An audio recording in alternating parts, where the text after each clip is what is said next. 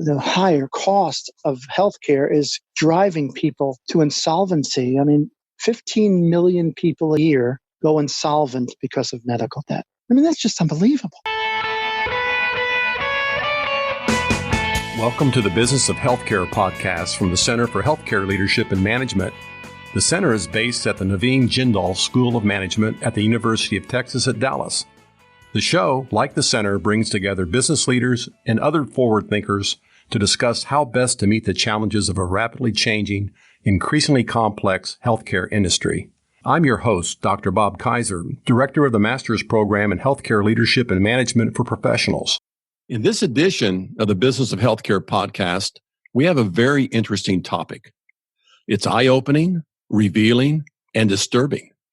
At the same time, it's quite redeeming for a segment of the overall healthcare system. Our guest today is Craig Antico, co-founder of RIP Medical Debt. Yes, RIP stands for Rest in Peace Medical Debt. Welcome to the podcast, Craig. It's quite an honor to have you with us today. Thank you, Bob. I'm honored myself. Well, Craig, we have a lot to cover today. Your story is amazing, and you've accomplished so far is absolutely outstanding. The number of people you've helped is only surpassed by the number of people who have helped you accomplish your goals. I'll get right to the point, and we can unpack it from here. Your nonprofit, RIP Medical Debt, has eliminated over $1.4 billion of personal medical debt for over 650,000 people. Thank you.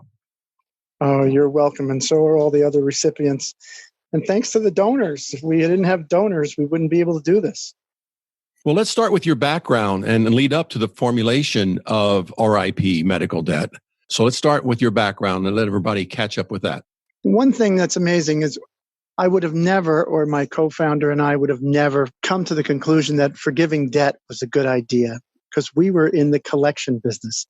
We would collect against people that owed medical debt. We'd buy their debt from hospitals. And then we learned about another nonprofit that started buying and abolishing debt. And we said, you know what? I think we'd be really good at that. And they stopped doing this at the end of 2013. And we started on January 1st, 2014, and then proceeded to go into poverty. Well, medical debt, most people don't realize it's one of the leading causes of bankruptcy in the United States. And the problem is huge. It's absolutely huge. And the extent of it, most people aren't aware of it. So when you guys went from one side, the dark side, to the light side, what was the motivation for making that happen? You're in the debt collection business. Tell us what that's like. I never liked the business, but I was in it for 30 years. And when you know something, you stay in it. I wanted to leave it many times. I'm just fortunate to be using the same skills and experience and relationships that I used when I was buying debt and collecting it, because half of all debt that's collected in this country is medical debt, because it's such a big issue. I mean, it's $250 to $300 billion a year is unpayable. So just add, 4 or 5 years of that, and you're up to $1 trillion in outstanding debt that people cannot pay and most likely never will be able to pay. So RIP Medical Debt started in 2014, and you had a partner, Jerry Ashton. So did you guys have a long-time relationship, or was he new to the game with you? He was in the game even more than I was, and he was a collector. He was one of the best collectors I've ever met. He didn't yell, didn't scream, just was respectful as can be. But he was able to just find out what the issues were and then help the people pay. So we both were kind of like that, where we thought we were doing something that was really great and that we thought we were helping the people pay. We thought we were helping the hospitals and the doctors. And it wasn't until we went to the other side did we realize how much hell was being created by the collection of past due medical debt, especially for the poor. Resource challenged, and even those that are making a good living, but spending, 5, 10, 20% of their gross income on medical expenses each year. That's really one of the reasons. We just decided when that other nonprofit stopped doing what they were doing, that we can't let this happen. This is too important. It wasn't like we had a revelation or an epiphany. I think we'll abolish medical debt. But no, it was something completely different. So, Craig, there's always a defining moment when things start to make a huge, huge shift in direction. And I know of one of your defining moments because I spent an hour watching it on John Oliver, HBO last week tonight. In 2016, he spent an entire hour covering this topic of medical debt. And in watching that, boy, that was disturbing. It was upsetting. The tactics, the litigation, the process, some of these different things that he exposed on that show really just was so eye-opening. I had no idea, and I'm in the healthcare industry, I had no idea that those types of approaches took place. Why don't you tell us about how in the world did you end up getting John Oliver on the HBO Last Week Tonight show to actually form a company to be a debt collector and to give away $15 million to remove debt? And that actually surpassed the $8 million gift that Oprah gave away. I mean, it was like a big, big event. How in the world did you manifest something like that to take place? Tell us the story. Well, it's really a miracle. That's what it is. We manifest things, but then you got to have a higher power working here, because there's no way that we could have asked him to do this or even cajoled him into doing this. It happened that, and this is a really interesting thing, how things work. One of our board members brought one of the books that he and Jerry Ashton wrote and dropped it off at one of his lawyers in New York City. You know, a very prestigious lawyer with healthcare in their background. That's what they did. And it just so happens she has this book on her desk when HBO calls, and they want to know all about HIPAA, which is the privacy law, part of Obamacare. They wanted to know what could be done with medical debt, because John Oliver decided, just like you said, to start his own debt buying company and his own collection side and his own nonprofit. And he was going to do like what we did, which is start a nonprofit, buy medical debt as a charity, and then abolish it. Well, once he did that, he realized he can't do this. And the lawyer was telling the HBO lawyers, you can't do that. You can't do that. What are you doing? You can't do that. So now they've got their hands up, and here they've invested $60,000 in this and another $50,000 in this. And the lawyer, she opens our book and she's looking through it, and she sees the chapter where it talks about, got debt. That's what Jerry wrote, this chapter. And it talked about abolishing medical debt. And she immediately told the lawyers, I know who you have to call, RIP Medical Debt. Well, they called, we talked. They said, we want to talk with you on the phone. I said, no, we'll come down to your headquarters on Monday morning. You'll do that? Sure. We went down there, and within 2 hours, we were the one that they were going to use to abolish this debt. And since that airing of that show, we've doubled our earnings every year, our revenue from donors, to where now we're going to be doing over $16 million of revenue or donors' money so that we can abolish more and more debt. We're up to now, you said it was $1.4 billion. You won't believe this. It's now $2.5 billion. Oh, my goodness. Of medical debt. It's growing so rapidly, and it's so needed. Well, that's quite a story there. Like you said, that is what I would put in the category of a miracle as well.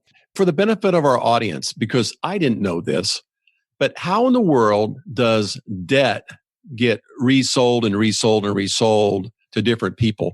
Kind of give us a little bit of background on that, how debt starts. We want to look at the root cause of where debt starts. And I think we know where that happens. It's a medical bill. But how do these things get transferred in ownership? And how does that transfer of ownership stick to the point where you can't get away from it? Give us some insight on that, if you would, Craig. Sure. The debt buying industry works like this. You as a debt buyer go to a hospital. Let's say the hospital is owed $100 million. You now try to forecast, well, if we bought this, how much would we collect? It's called the liquidation curve. We want to figure out how much we're going to collect and how long it's going to take us to collect it. And we add data to it. That's how we do all this. And you have past experience about what you've bought and things like that. And let's say you decide hey, I think we're going to collect $15 million of that $100 million. Well, you will give about a third of that to the hospital. That's about what you'd give because you have to collect about 3 times what you could pay to make money in the business of debt buying. So that's the first thing. How do you buy it? And now in the maybe around 10 years ago, maybe 15 years ago, it was very commonplace for a debt buyer to buy a portfolio like that $100 million portfolio, collect on it for a little while and sell it to another guy, another debt buyer. And then that debt buyer would work it a little while and then sell it.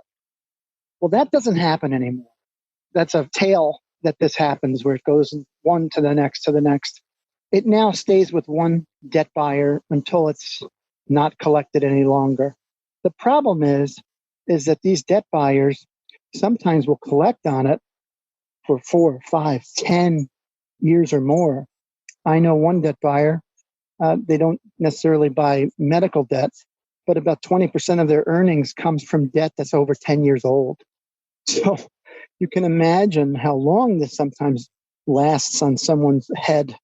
That's what we're trying to do is eliminate it after, say, 2 years, maybe 3 at the most if we can, so people don't have such a burden. But it just adds up. Yeah, I think John Oliver in his little expose, he talked about zombie debt that was gone but comes back somehow. Yeah, well, this is an interesting part. Only about a third of the hospitals in this country will sell their debt to a debt buyer. And practically no doctors, medical groups, or physicians sell their debt. So what you have is a whole bunch of collection agents, and they work on a contingency. The reason why it oftentimes is called zombie debt is because the hospital may not have collected on an account for 5 years, and this wonderful collection agency comes knocking on the door and says, give me a shot. I'll show you how good I am. Give me your oldest stuff. And the debt becomes alive. The debt becomes now collected on. So it really depends probably on the hospital to decide what they're going to do. A new CFO could come in and say, why aren't we collecting on this debt? And that's where it starts. This episode is brought to you by the Center for Healthcare Leadership and Management, the definitive resource for healthcare management education in North Texas. The center is based in the Naveen Jindal School of Management at the University of Texas at Dallas. It plays a unique role in training the next generation of healthcare leaders to meet local, regional, and national demands. The Jindal School uses its strengths in accounting, administration, finance, marketing, and information systems to educate highly qualified personnel for healthcare administration and executive leadership positions. The center is home to 7 healthcare leadership and management programs, including undergraduate and graduate programs, as well as executive programs for physicians and working professionals. For more information, visit us online at jindal.utdallas.edu/healthcare. So the miracle of HBO last week tonight with John Oliver, that really was, like you said, a huge impact on the growth and direction of the organization. Next in line is not difficult to find you on NBC with Lester Holt being interviewed. And tell us how that all came about as well. Sure. NBC has been a wonderful partner of ours. They gave money to us as a donation for all of their owner-occupied TV stations in the country. We abolished about $17 million of debt for them. And over the years, they have, it's just grown and grown. And I think they just wanted to make it a nationwide interest story. And it is. I mean, it's something that people really like to know about. They can't believe that your debt can be bought, let alone forgiven. But you know what's terrible about it is that people can't apply for it. It's a random act of kindness. I buy this $100 million portfolio. I abolish it for 10,000 people. And those are the ones that get the letters. There are millions of other people. We've helped 1 million people or more, but there are millions of people that are just dying to have their debt forgiven. And, it's a shame. It's coming from a lot of hospitals have a financial assistance policy, for example. but only about a third of the people ever take advantage of it. A third of the people that are qualified to take care of, that they're qualified to get this help. Either they're too proud, they think that someone else needs it more than me, or they just don't know, or maybe they're a legal immigrant and they don't want to trust anybody, so they don't trust the hospital. But that's causing a tremendous amount of problems. When I was in the collection business, about a third of all the accounts I got for collection were people that were qualified for charity care. It's just wrong. It's an application system. It's an opt-in system instead of an opt-out system, where if we had everybody that qualified for it get it, and those that didn't, they can come out of it. But it'd be a conscious decision. And that's one of the biggest problems. The other problem that we have is uninsured, although Obamacare did improve the uninsured. But what ended up happening is that it ended up making a lot of underinsured people that have high deductibles, that could never, ever meet their deductibles, and they're paying $1. So how do you determine who's qualified and who actually gets the help? You mentioned it's a random act of kindness, and I'm sure that's how it's perceived by the person who opens their mailbox and gets a letter that says your debt's been removed. But what are the qualifications? How do you make that selection? The other qualifications are they have to earn less than 2 times the federal poverty level. That's the first one. The second one is that they have to either, and these are ors, this is not like they have to have all 3 of these categories. But the second one is the debt equal to 5% or more of your gross income? So what that helps is the people that I know are out there that are making a good living, but their debts are high, or their out-of-pocket expenses are high relative to their income. For example, somebody that has cancer, it's very common for somebody to be paying 10, 20, or even 30% of their gross income on the treatment for cancer. I did a interview on TV once where I heard a lady, she would not get treatment because she didn't want to leave her family with debt. So here, she's going to be willing to not have the treatment that could save her life. Oh my goodness. So that's just horrific. I mean, we're making choices like this. But what we're really looking for is not only low income, we're looking for hardship. Because I believe that one of the major, missions of RIP is to reduce or eliminate the hardship that medical debt is causing. So if you can reduce the hardship, then it doesn't matter if the price is so high that you can't afford it. Because that's where we're headed. We're headed for such a high amount of the higher cost of healthcare is driving people to insolvency. I mean, 15 million people a year go insolvent because of medical debt. I mean, that's just unbelievable. Need clarification on what opt-out and opt-in means, because the person listening here may not pick up on that. So we have to be a little bit more specific about what you want. There's a DFW, Metroplex Hospital Association. Stephen Love is the president of it, controls all the hospitals here. We've had him in the university here before, et cetera. But be more specific about what we're asking the hospital association to do. Sure. There is a concept called presumptive charity care, which means that you're using data to presume that someone qualifies for charity care. It's usually done way after the registration, which is really when you should give somebody charity care. You should give somebody charity care so that no bill is created. That's what happens. So this presumptive charity care could be converted into, and when I say an opt-out policy, it means that you automatically get this if you qualify. So it's like running a credit check for charity care. And then once you're approved automatically, you don't have to ask for it. Right now, they have to look up on the bulletin board and see, they offer financial assistance. But people, do they know that they make 2 times the poverty level and below? What does that even mean? So they don't really know what to do with it. Most of the times they see the big gigantic letters that say, pay upon discharge. Yeah, I see what you're saying now. I get it now. Okay. So getting the cart before the horse is the problem. that exists today. We've got to switch that around. Yes. So this presumptive charity care process should be early on in the treatment of care, basically. Yeah.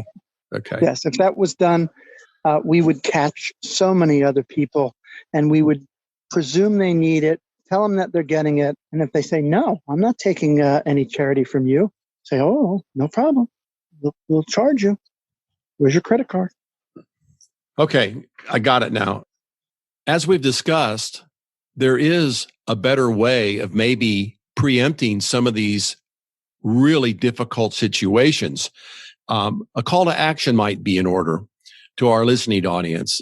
Can you reach out to your hospital association or to your healthcare environment and simply say, can we qualify people ahead of time instead of presumptive charity care being in place after the fact? Can we qualify people ahead of time that qualify for help? They are 2 times the national poverty level. Why let it fester and turn into a collection issue when we can eliminate it ahead of time? A second thought of action might be to write your congressperson and let them know that it's time for change. This is something that can really help a lot of people in a big, big way by eliminating some of these issues ahead of time.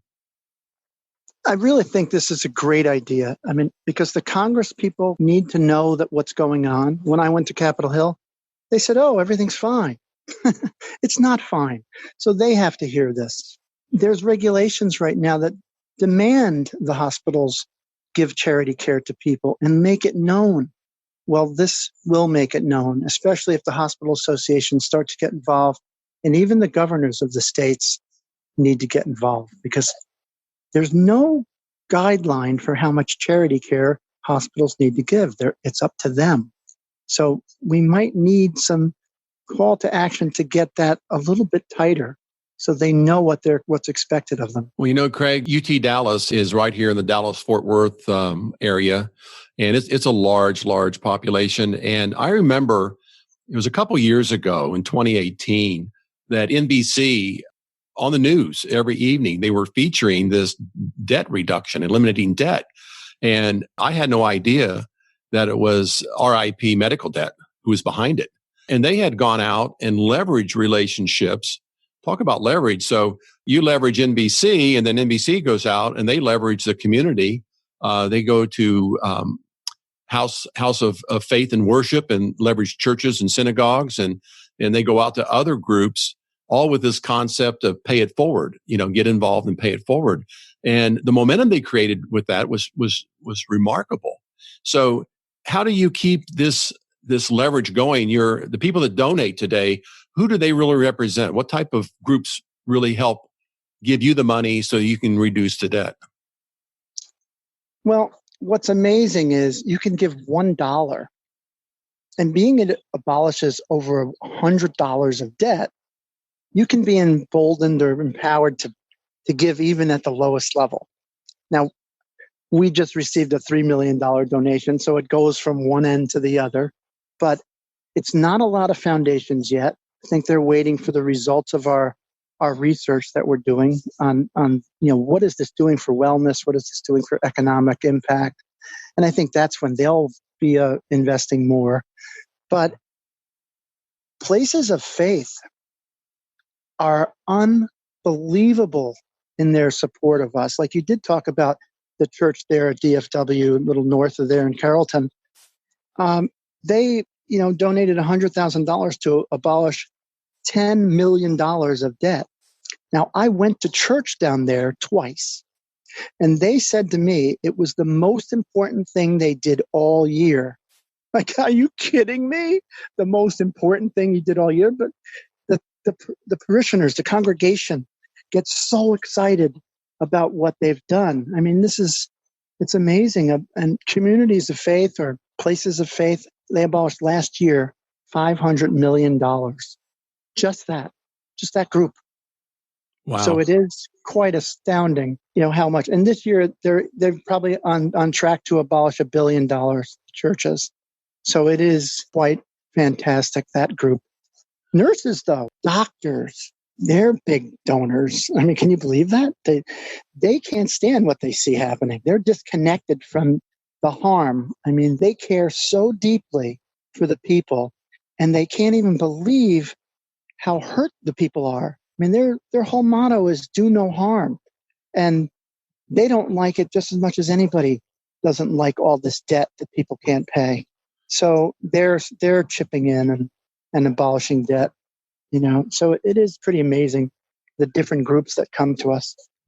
Well, Craig, your report card here that you get from the GuideStar Platinum Seal of Transparency is above reproach. It's excellent. So we know that you're running an organization with the true intention of benefiting those who need the help.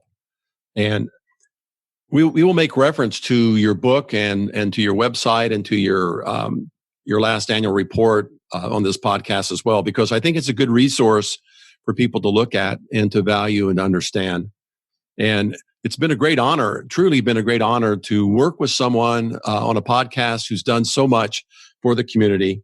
And so for those who want to follow through, you can Google Craig Antico, and you can Google RIP medical debt and get involved and be part of the solution here. So thank you again, Craig, for your time today and your interest and your willingness to share with us the solution to this big problem. Thank you very much, Bob. Have a great day. Thanks for listening to the Business of Healthcare podcast. Join us online at businessofhealthcarepodcast.com to find episode links, notes, and more. Be sure to subscribe to the Business of Healthcare podcast on Apple Podcasts or your favorite podcasting app. To learn more about the Center for Healthcare Leadership and Management, go to jundal.utdallas.edu and then search under the Center and Institutes tab on the navigation menu. Also, we want to hear from you. If you'd like to provide feedback, make suggestions for future guests or show topics, or just want to get in touch with us, email us at healthcarebizpodcast@utdallas.edu. Biz is spelled B-I-Z. And let us know how we're doing. I'm your host, Dr. Bob Kaiser, with the Center for Healthcare Leadership and Management, where we're leading change by changing how we lead.